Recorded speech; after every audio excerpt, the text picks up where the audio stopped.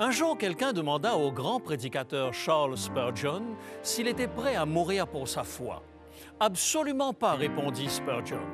Surpris de la réponse, son interlocuteur voulut en savoir plus. Et Spurgeon s'expliqua. « Si vous me demandez si j'ai le courage de mourir pour ma foi en ce moment précis, très honnêtement, je devrais répondre non. La pensée de mourir ne me plaît guère. Mais si je devais me retrouver un jour dans cette situation, je suis persuadé que Dieu me donnerait le courage de le faire. Et vous, seriez-vous prêt à mourir pour une cause, quelle qu'elle soit? » En approfondissant la question, j'ai découvert dans les prophéties bibliques une clé qui peut redonner courage à ceux qui s'évanouissent rien qu'à l'idée d'être torturés. Une clé qui me donne la conviction que je peux faire face, avec le sourire aux lèvres et la paix au cœur, à n'importe quelle pression. Le temps du générique et nous en reparlons.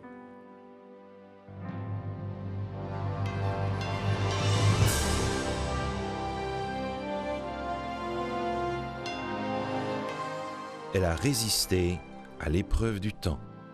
La Bible, le livre de la révélation, est toujours d'actualité dans le monde complexe d'aujourd'hui. Voici, il est écrit. C'est un message de foi et d'espérance que vous présente maintenant José Élysée.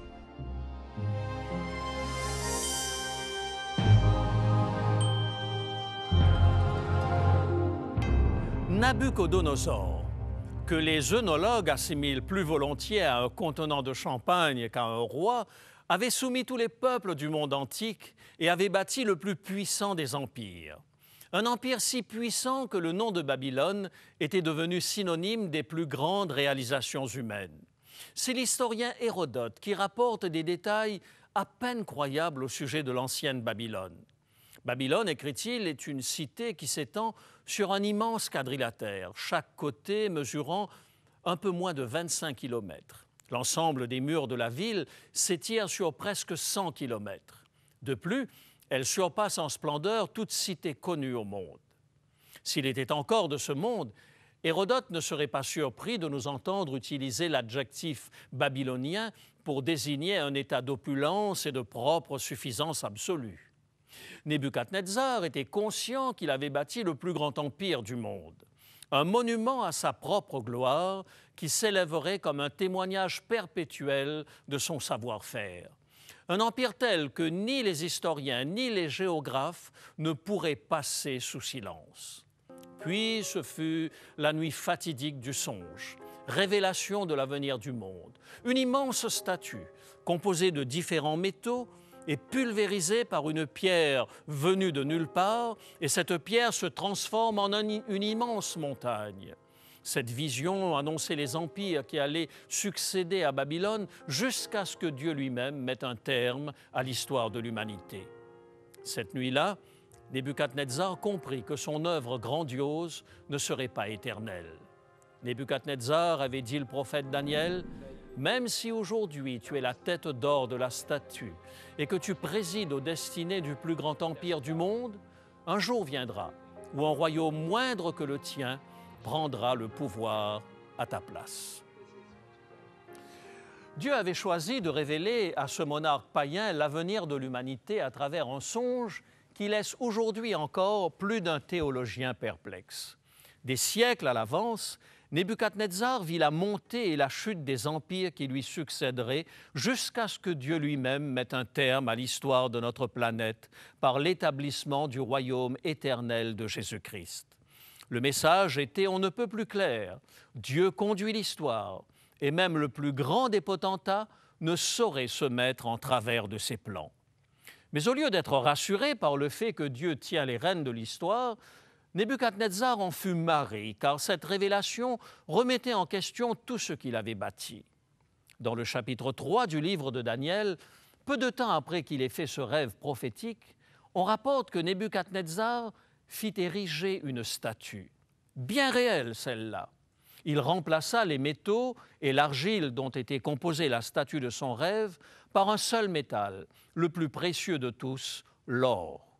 Toujours selon Hérodote, Nebuchadnezzar avait rendu l'or aussi commun que les cailloux du chemin de Babylone. L'intention du monarque était évidente, il voulait que son empire dure éternellement, quoi qu'en pense le Dieu des Hébreux, comme s'il voulait mettre en compétition son Dieu et le Dieu d'Israël. Daniel chapitre 3 et le verset 1er. Daniel chapitre 3 et le verset 1er. Le roi Nebuchadnezzar fit une statue d'or haute de 60 coudées et large de 6 coudées. Il la dressa dans la vallée de Dura, dans la province de Babylone. C'était une manière très concrète de montrer que nul ne pouvait s'opposer à la magnificence du roi de Babylone. Remarquez que ce n'était pas la première fois qu'un monument était érigé dans les plaines de Babylone. Le chapitre 11 de la Genèse nous fait le récit de la folie de grandeur des postes diluviens lorsqu'ils érigèrent à leur propre gloire une tour dont le sommet devait toucher au ciel. Genèse, chapitre 11 et le verset 4. Genèse, chapitre 11 et le verset 4. Ils dirent encore, « Allons, bâtissons-nous une ville et une tour dont le sommet touche au ciel, et faisons-nous un nom, afin que nous ne soyons pas dispersés sur la face de toute la terre. » C'était la célèbre tour de Babel, construite dans les plaines de Shinéar. Un défi lancé au Dieu du déluge, un symbole du savoir-faire de l'homme. La construction de la tour de Babel coïncida avec la fondation de ce qui allait devenir la ville de Babylone. Babylone fut le berceau du paganisme et de l'astrologie, un symbole permanent de la confusion religieuse et de la rébellion contre Dieu dont l'influence se fait encore sentir aujourd'hui. Sauf que dans Daniel chapitre 3, le monument à la gloire de Nebuchadnezzar n'est pas une tour comme celle de Babel, mais une immense statue d'or. Pourtant, l'intention du roi de Babylone s'inscrivait dans le droit fil de la construction de la tour de Babel.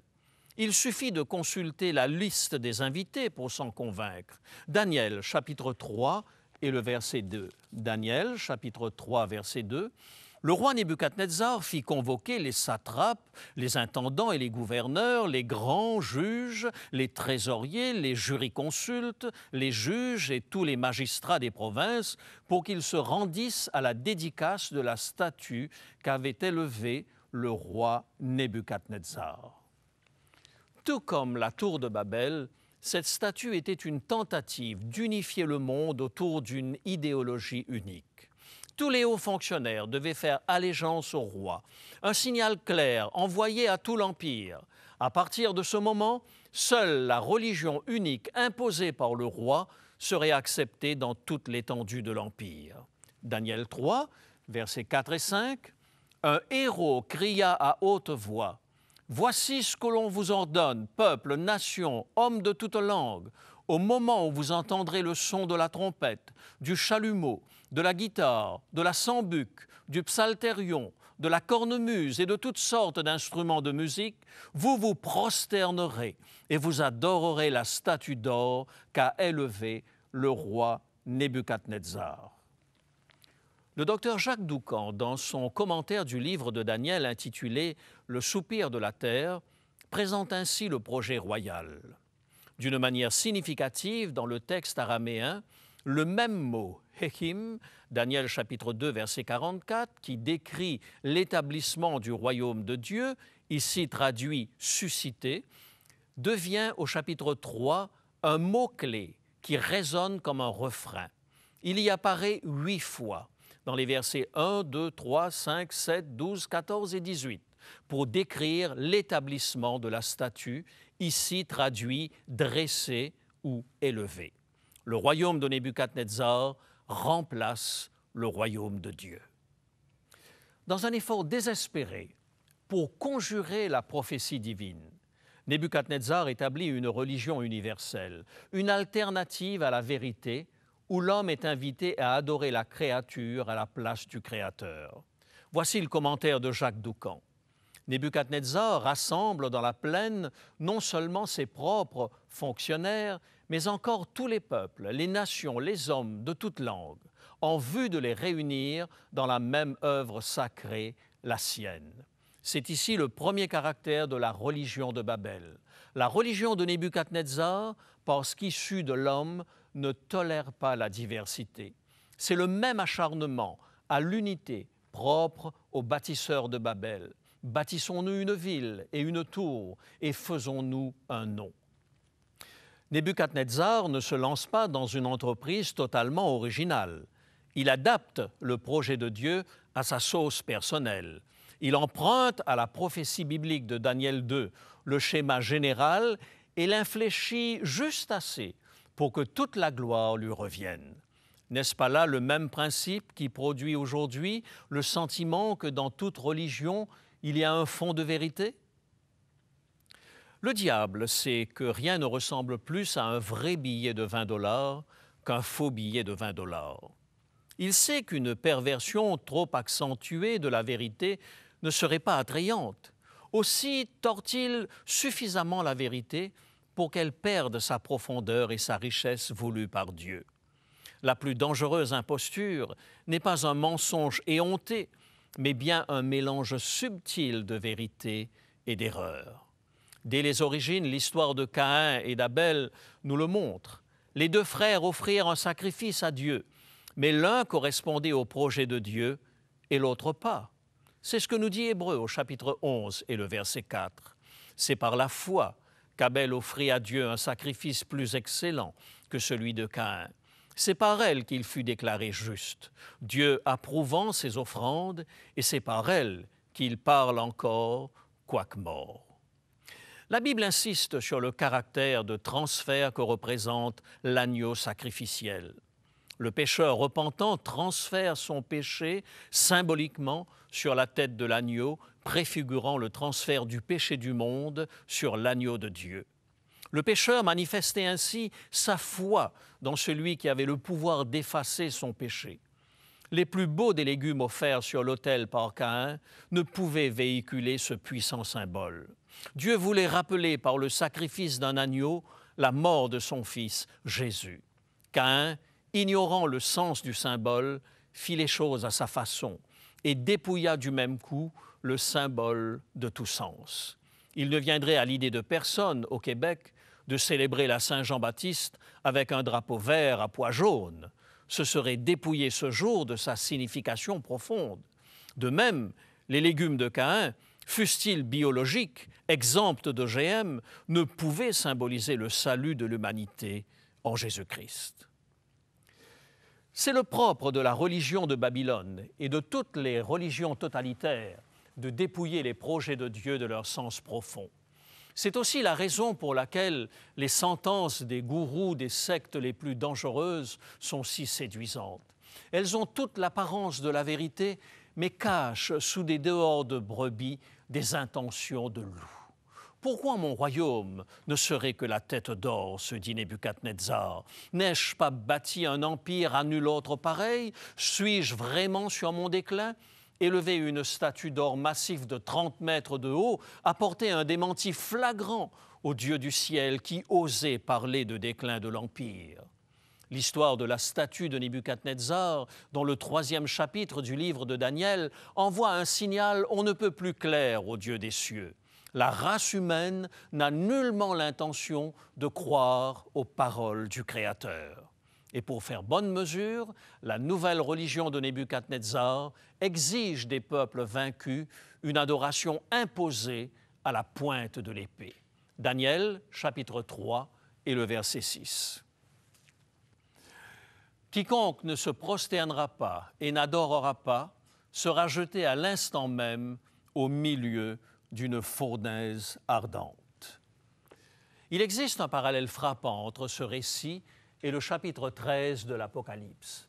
Deux bêtes représentant des royaumes humains et la philosophie de Babylone sont présentées avec pour objectif principal de conduire l'humanité tout entière à une adoration forcée.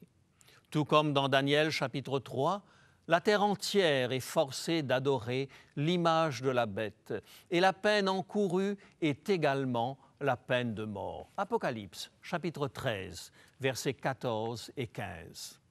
Et elle séduisit les habitants de la terre par des prodiges qu'il lui était donné d'opérer en présence de la bête, disant aux habitants de la terre de faire une image à la bête qui avait la blessure de l'épée et qui vivait. Et il lui fut donné d'animer l'image de la bête, afin que l'image de la bête parlât, et qu'elle fit que tous ceux qui n'adoreraient pas l'image de la bête fussent tués. L'épreuve vécue par les compagnons de Daniel dans la fournaise ardente est une préfiguration de l'épreuve à laquelle les fidèles adorateurs de Dieu seront soumis à la fin des temps. Le jour vient où la fidélité au vrai Dieu sera mise à l'épreuve, et en cas de refus d'adopter la religion universelle imposée par la bête, la pénalité sera la peine capitale. Aussi bien dans le cas de Nebuchadnezzar que dans la situation du monde à la fin des temps, l'enjeu est le choix entre l'adoration du Dieu créateur, du ciel et de la terre, et d'une parodie de religion universelle fondée sur la gloire de l'homme. Une béatitude particulière est prononcée sur ceux qui auront le courage, comme les compagnons de Daniel, de rester fermes dans leur foi au Dieu créateur. Apocalypse, chapitre 14, versets 12 et 13. C'est ici la persévérance des saints qui gardent les commandements de Dieu et la foi de Jésus. J'entendis du ciel une voix qui disait « Écris, heureux les morts qui meurent dans le Seigneur dès à présent. Oui, dit l'Esprit, afin qu'ils se reposent de leurs travaux, car leurs œuvres les suivent. » Parce qu'ils refusèrent d'adorer la statue de Nebuchadnezzar, 3 jeunes gens, Shadrach, Meshach et Abednego, furent jetés dans une fournaise chauffée à blanc. Pourtant, leur conviction est telle que face à la menace du roi, ils osent affirmer calmement « Nous ne savons pas si Dieu nous délivrera miraculeusement, mais nous savons une chose, nous n'adorerons pas la statue. » Qu'est-ce qui a bien pu engendrer une résolution aussi ferme chez ces jeunes gens? Sur quoi reposait la force tranquille des premiers chrétiens jetés aux fauves dans les arènes de l'Empire romain? Aimeriez-vous posséder une foi aussi trempée que celle de ces 3 jeunes hommes? Découvrez avec moi le secret de leur force. Jetés liés dans la fournaise où ils auraient dû périr instantanément, le roi découvre avec effroi, à travers les flammes, non pas 3 corps calcinés, mais 4 personnes évoluant librement. Daniel 3, verset 25. « Je vois 4 hommes sans lien qui marchent au milieu du feu et qui n'ont pas de mal. Et la figure du 4e ressemble à celle d'un fils des dieux. » Mes amis, n'oubliez pas une chose. Lorsque vous faites face au pire, vous n'êtes pas seul. Lorsque tout espoir semble perdu, c'est là que vous rencontrerez votre Seigneur. Non seulement le Christ vous donne le courage de demeurer ferme face à l'opposition la plus brutale, mais il se tient à vos côtés au plus fort de l'épreuve. Vous vous dites, peut-être en ce moment, que vous n'aurez jamais de ce courage. Confiez-vous simplement dans le Seigneur et vous le verrez accomplir de grandes choses en vous et autour de vous. Qui devrais-je vraiment être? N'est-ce pas ta vie en moi? Mais souvent, je ne vois pas combien de fois. Quand saurais-je finalement ce que tu as pour moi? Mourir à la chair et vivre par la foi.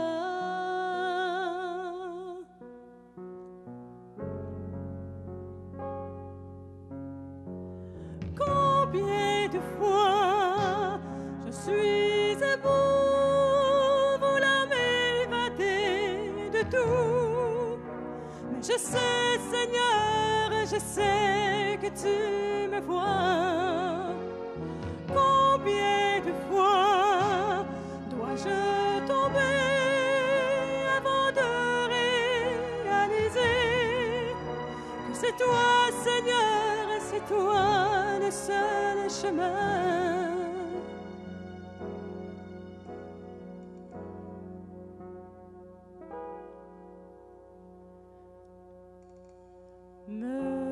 voici encore une fois, craignant de perdre tout ce que j'ai.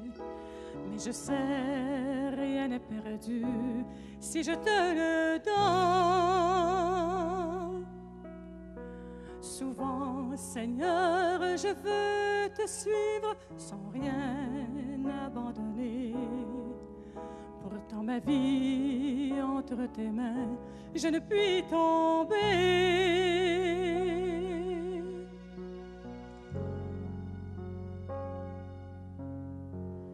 Dès maintenant, j'ai décidé de ne plus me retourner, de toujours garder mes yeux fixés sur toi. Dès maintenant, c'en est assez, je ne veux plus retourner. Je me donne à toi, Seigneur, et c'est toi ma vie.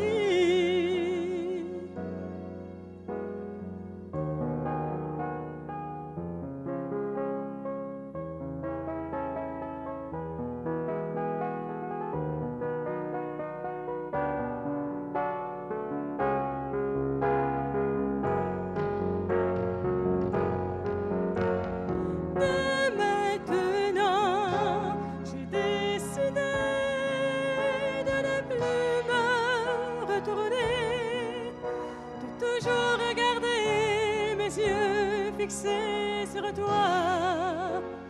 Dès maintenant, c'en est assez, je ne veux plus retourner. Je me donne à toi, Seigneur, et c'est toi ma vie.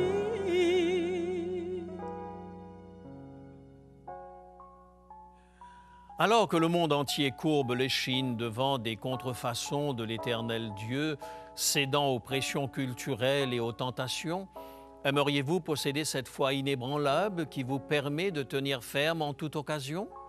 Demandez-le à Jésus, maintenant même, tandis que nous prions.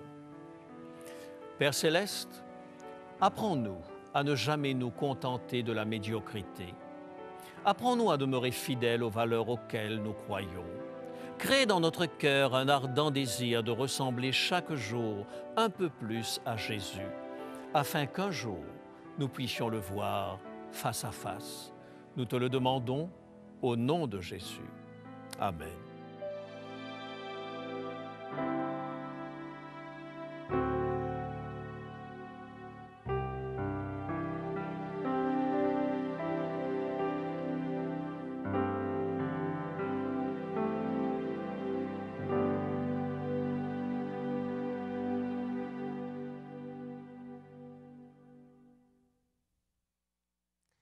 Bonjour.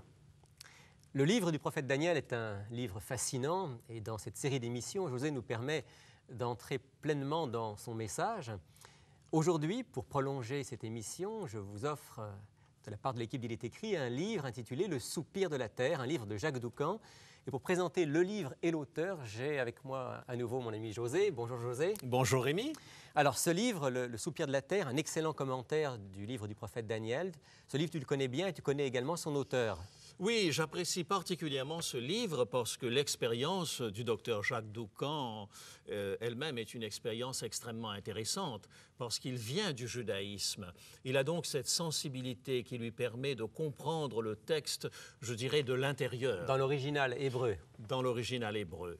Et j'apprécie d'autant plus son commentaire que peut-être mes origines orientales également me donnent le privilège de pouvoir mieux comprendre ce monde de la Bible et ce monde du Moyen-Orient. Alors, dans le livre de Jacques Doucan, donc Le soupir de la terre, on a un commentaire chapitre par chapitre. Effectivement. Ce que nous faisons lorsque nous abordons l'une de nos émissions, c'est que nous abordons un aspect de la question. On ne peut pas tout couvrir. On ne peut pas tout couvrir. Par contre, si quelqu'un désire faire une étude systématique du livre de Daniel, alors je lui recommande chaudement le commentaire de Jacques Doucan. Donc, un commentaire dans lequel on va prendre chaque chapitre, on va dans le contexte historique, comprendre ce qui s'est passé à l'époque de Daniel, de Nebuchadnezzar, des trois amis dont on a parlé aujourd'hui. D'abord, c'est très bien écrit dans un excellent français. Et d'autre part, le commentaire, effectivement, va tenir compte aussi bien de ce contexte historique que de la sensibilité de l'âme juive. Et c'est peut-être ce que j'apprécie le plus chez Jacques. Est-ce qu'on va trouver aussi dans ce livre un commentaire de type prophétique, c'est-à-dire les prophéties de Daniel, puisqu'il y en a, et leur explication? C'est peut-être la force du docteur Jacques Doucan, parce que venant du judaïsme et ayant embrassé le christianisme, comme il le dit lui-même, il ne fait que prolonger son judaïsme. Et justement, ce qui l'a le plus impressionné, c'est cet aspect prophétique et du livre de Daniel et du livre de l'Apocalypse. D'ailleurs, il a aussi fait un commentaire du livre de l'Apocalypse. Ça s'appelle Le Cri du ciel. Tout à fait, tout à fait. Et actuellement, il mène une expérience extrêmement intéressante. Il est enseignant dans une faculté de théologie au Michigan et il a lancé une sorte de synagogue chrétienne. Et ça rencontre un succès absolument fou. C'est un pont, en quelque sorte, entre le judaïsme et le christianisme? Tout à fait. Et je crois que, justement, la forme de christianisme qu'il a choisie dans sa rencontre avec Jésus est certainement la forme qui lui permet le plus d'être proche, justement, du peuple juif, parce qu'il partage énormément d'éléments en rapport avec ses racines juives. Et proche certainement de ce que le Christ et les apôtres ont vécu également. Tout à fait, tout à fait. Merci José. Alors si vous voulez, vous aussi, obtenir cet excellent ouvrage intitulé « Le soupir de la terre », commentaire du livre de Daniel par Jacques Doucan, eh bien, il vous suffit de nous écrire, de nous envoyer un courriel, de nous téléphoner. Et pour seulement 20 $, vous recevrez ce très beau commentaire qui vous permettra d'aller vraiment en profondeur dans le message du livre du prophète Daniel. N'hésitez pas, prenez contact avec nous. Dans quelques instants, nos coordonnées vous seront rappelées. Pour demander l'offre du jour, composez maintenant le 514-729-3515 pour la région de Montréal ou utilisez notre ligne sans frais 1-866-729-3515 si vous êtes de l'extérieur de Montréal. Il est possible que toutes nos lignes soient occupées au moment de votre appel. Dans ce cas, composez à nouveau. Mentionnez clairement le titre de l'offre demandée et parlez lentement afin que nous puissions bien noter vos noms, adresses et numéros de téléphone. Je vous rappelle que vous pouvez vous procurer pour une somme modique les DVD, cassettes vidéo et audio de nos émissions. Vous pouvez aussi nous écrire à l'adresse qui apparaît sur votre écran. Il est écrit Case postale 99, succursale Rosemont, Montréal, Québec, H1X 3B6. Nous vous invitons également à consulter notre site web au www.iletécrit.tv.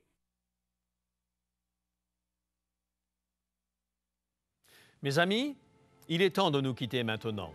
Mais d'ici la semaine prochaine, souvenez-vous, il est écrit « L'homme ne vivra pas de pain seulement, mais de toute parole qui sort de la bouche de Dieu ».